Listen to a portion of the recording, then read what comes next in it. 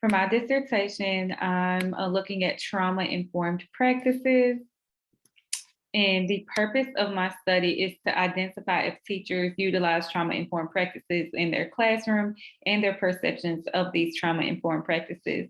And the reason this study interests me is because I live in Memphis and many of our students have faced some sort of trauma. And even more than just one type of trauma, our students really face trauma on a consistent basis. So as teachers, if we want our students to really learn and improve their life, then we have to know how to respond to the trauma. So major findings that I found in my literature review is that trauma can occur during any stage of life, but traumatic experiences can cause limitations to brain development if they happen during childhood. So not only will it affect their brain development, it also affects their learning, their ability to learn, how their behavior in the classroom. So because of this, teachers need to know how to respond to trauma in the classroom. Research also supports that the more adverse childhood experiences or ACEs a person has experienced, the more negative effects they will have on their lives in the future, making ACEs a significant problem. So as teachers, we want to teach the whole child. And our goal is honestly to improve our students' education so that they can make the best life for themselves in the future.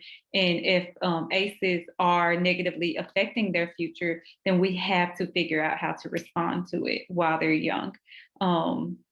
Not only for the student, but also for the teacher in the classroom.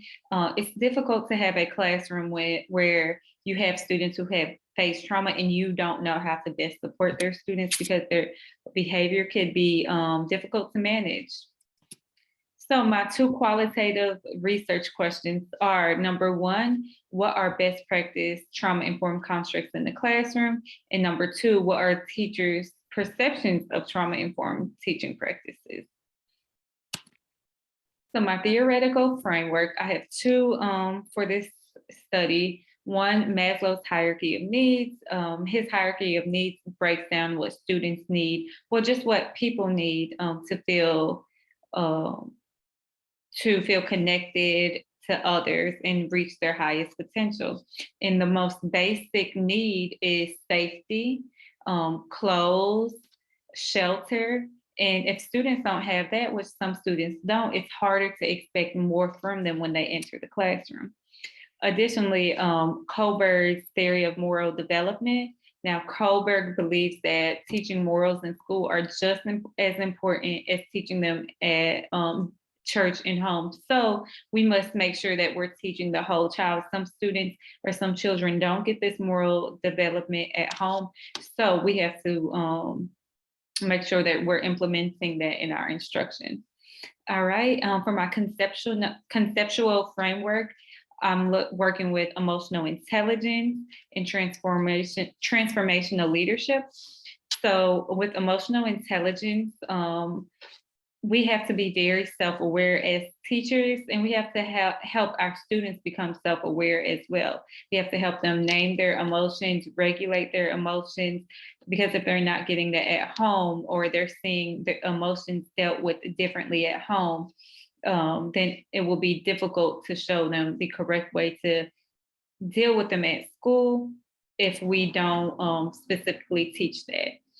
In transformational leadership. So transformational leadership is needed to implement trauma-informed teaching practices, because if a student enters one class that has these trauma-informed teaching practices and they feel safe within that class, but they go on to their next class and that teacher doesn't have these practices in their classroom, then that could be very difficult for the student to continue making growth.